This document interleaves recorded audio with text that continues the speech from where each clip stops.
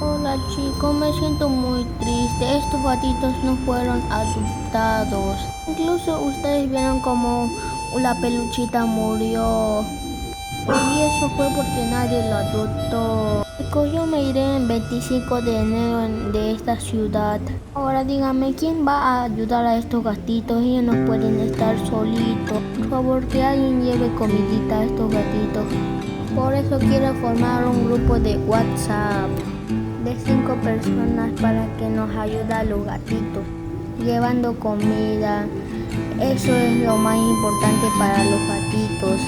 No dejemos solo a estos gatitos.